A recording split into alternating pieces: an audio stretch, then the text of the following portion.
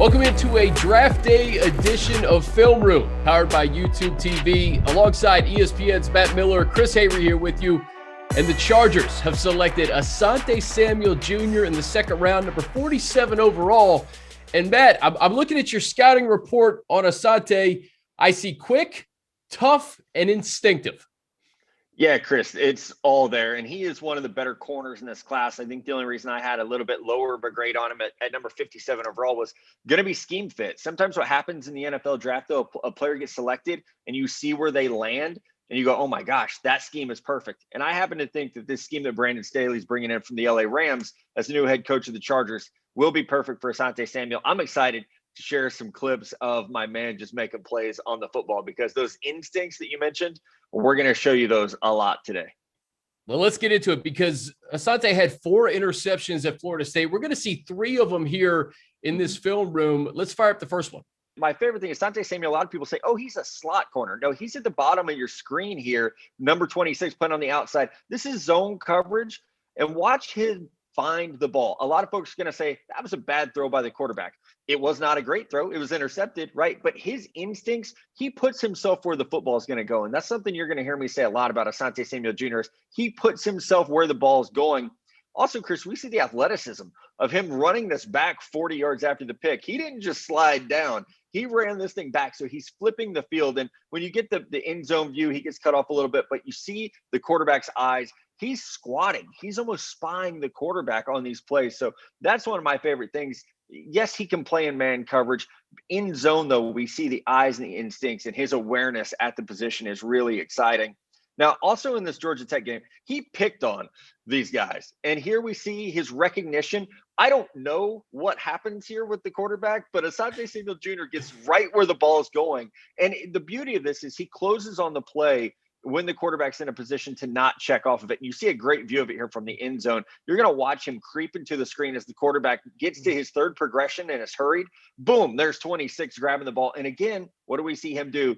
Turn the field with his speed. He's like a running back when he gets the ball in his hands. It's super, super impressive. If you want to watch him turn and run, we're going to see it here at the top of your screen.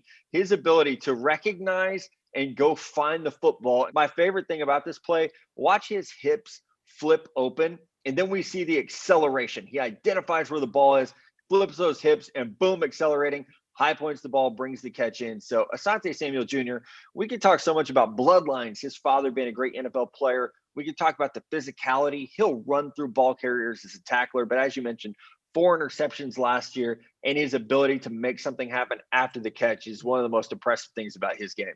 And we talk about comps. You could comp him to his dad. His dad played 11 years Absolutely. in the league, a 2-time Super Bowl champ, 4-time Pro Bowler, first-team All-Pro one season. When I see these instincts, I can only help but think of Asante Samuel Sr. No, I think that's a great comp. Or a player who's on roster that he can learn from, and Chris Hayre Jr., another player who a lot of people said, he's scheme specific. Well, Chris has been great everywhere he's been and in multiple different schemes. I'm excited for this secondary because we've talked so much about the Chargers offense being able to compete with these teams in the AFC West. How about the secondary? Derwin James, Chris Harris, Asante Samuel, a very good coverage linebacker, and Kenneth Murray. And this defense can go toe-to-toe with the best offenses in the AFC West now.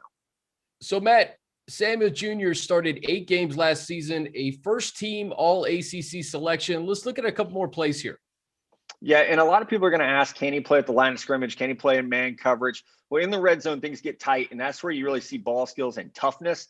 And that's one of the things. This is Diamond Brown, who's a very good receiver. You see him stay in phase, stay close to the wide receiver, and he's got his head turned. He's locating the ball the entire time, so you're getting that jump ball ability. But I think the most important part of this entire play is how close he stays to the receiver to not let this fade be executed. This is a back pylon fade, a back shoulder fade, and he's staying in phase the whole way, staying right in that hip pocket, which is super important. So again, we talked about instincts.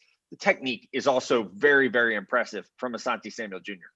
And we got one more to show his ability to tackle, which is going to be so important at the next level.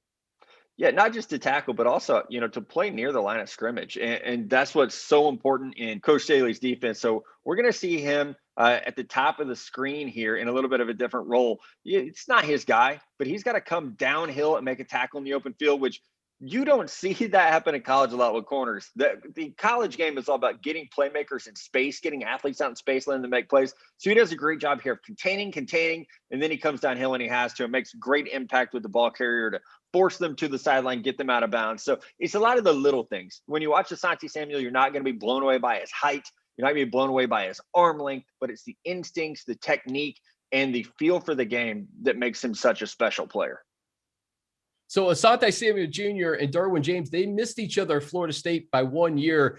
They'll make up for that in Los Angeles. And of course, Brandon Staley had Jalen Ramsey last year. So 2 more Seminoles for Coach Staley to coach in this secondary with Los Angeles Chargers. Yeah, and man, it is such a good scheme fit. Again, that's the favorite part of this job for me is once you see where a player's drafted, you can get excited all over again about how they're going to fit in with this new team. And we can't understate how important it is when you have Joey Bosa making life hard on quarterbacks and you have Jerry Tillery getting after quarterbacks. That's going to shorten the time that Derwin and Chris and Asante Samuel Jr. have to play back there in coverage. But the defense is really coming together well, and I'm excited to see what happens with the rest of this draft class. Rush and cover work together. That's ESPN's Matt Miller, and this is Film Room, powered by YouTube TV.